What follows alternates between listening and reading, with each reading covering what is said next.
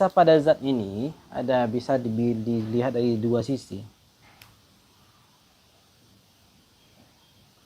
In, out. Zat secara internal, zatnya itu tidak terbagi-bagi, tidaklah merupakan bagian.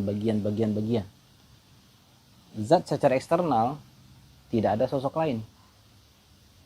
Tidak ada sosok lain yang akan mengganggu keesaannya, yang akan membatalkan keesaannya. Nah,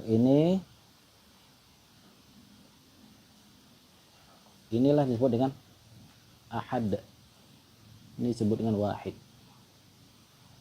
Allah esa, tunggal, tanpa ada sosok lain yang akan merusak keesaannya. Allah saat itu bernama wahid.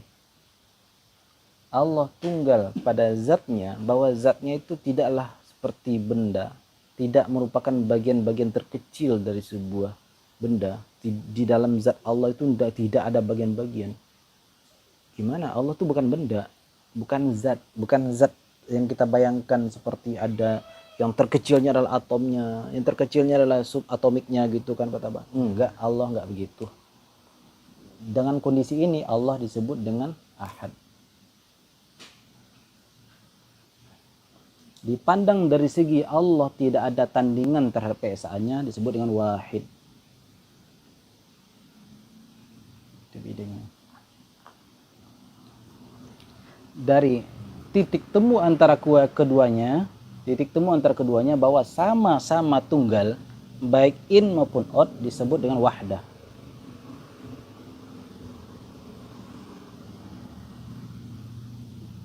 Ya.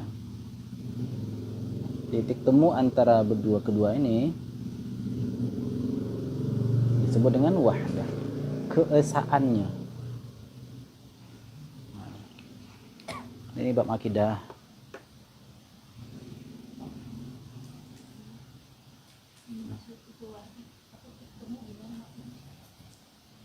Allah dari internalnya esa enggak, eksternalnya tidak ada sosok lain, esa enggak. Nah, sama-sama esa dari dua sisi ini disebut dengan keesaan wahdah. Sama-sama esanya, ya, titik temunya itu wahdah namanya.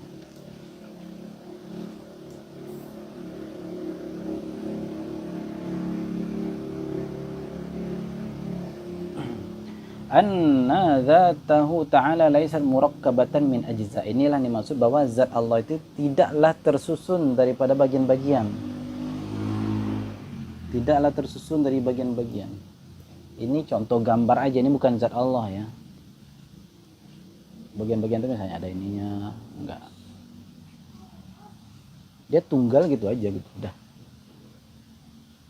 Pun gambar pun tidak bisa mewakili Allah. Tapi untuk sekedar pendekatan akal, logika aja, bisa.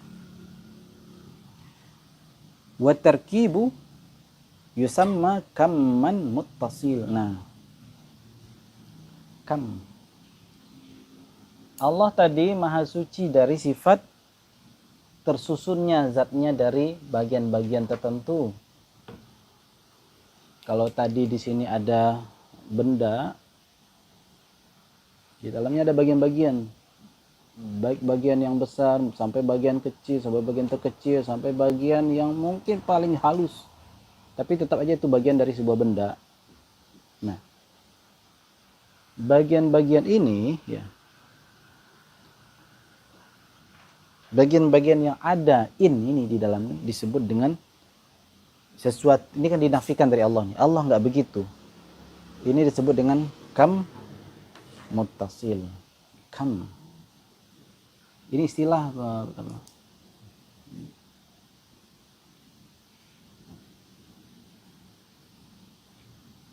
ini harus dihafal. Kam muttasil.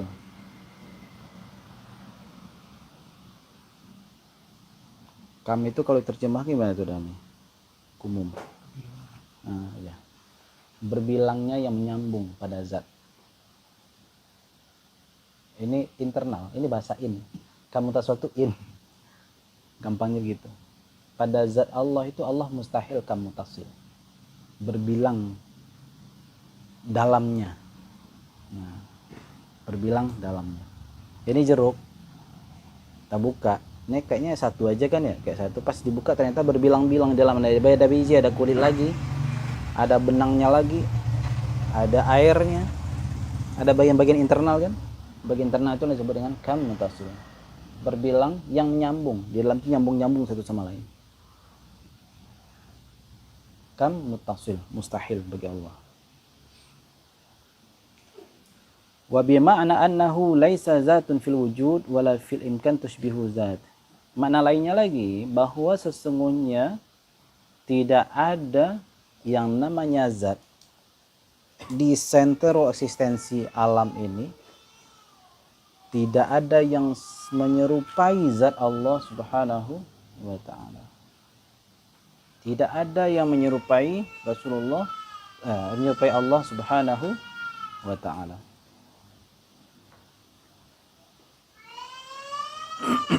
Tidak ada eksistensi manapun di alam semesta ini yang serupa dengan Allah Subhanahu wa ta'ala.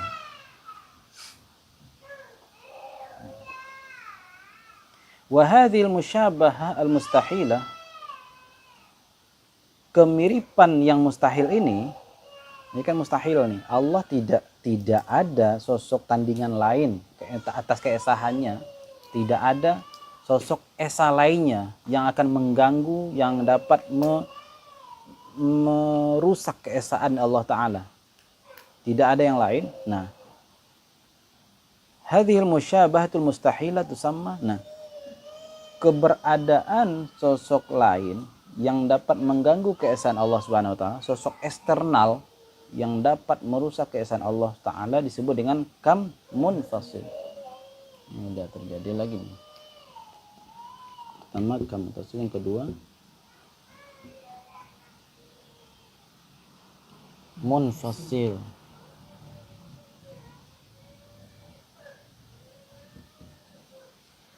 Mutasil nyambung, mutasil terpisah.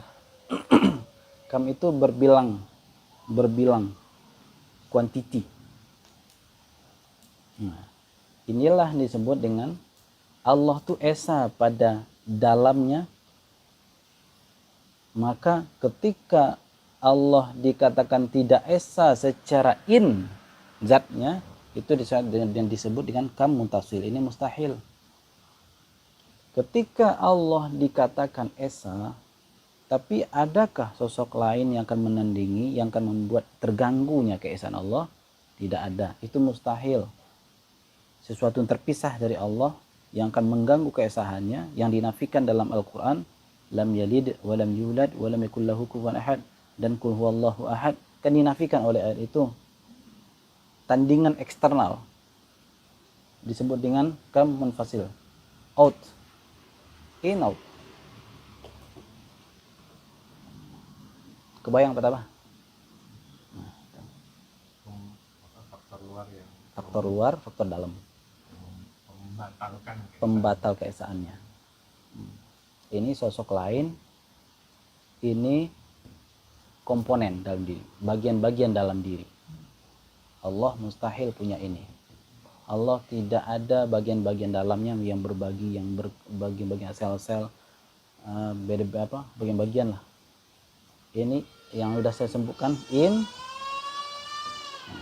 ketika Allah mustahil kam muttasil, berbilang yang Allah mustahil kam muttasil, itu disebut dengan ahad. Mustahilnya Allah dari kam munfasil disebut dengan wahid.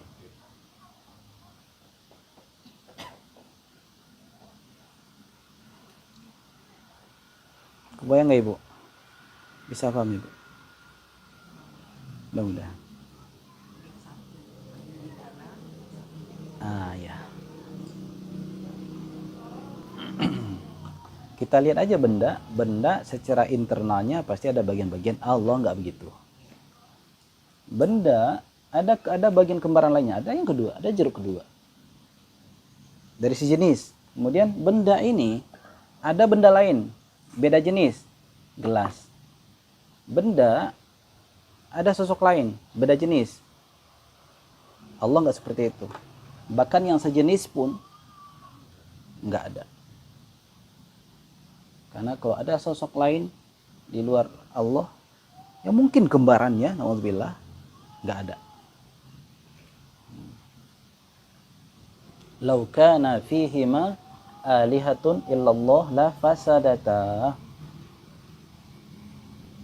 Itu dalilnya. Lau kana fihima, seandainya di bumi dan di langit ini ada Tuhan selain Allah, ada kembarannya Allah, ada kupolnya Allah, ada twinnya Allah, ada tauamahnya Allah, maka niscaya tidak akan terjadi bumi dan langit ini. Kenapa? Karena masing-masingnya memiliki nama mutakabbir, masing-masingnya memiliki nama Al-Jabbar, masing-masingnya memiliki nama Aziz. Akan terjadi tarik menarik, tidak akan jadi proyek alam semesta.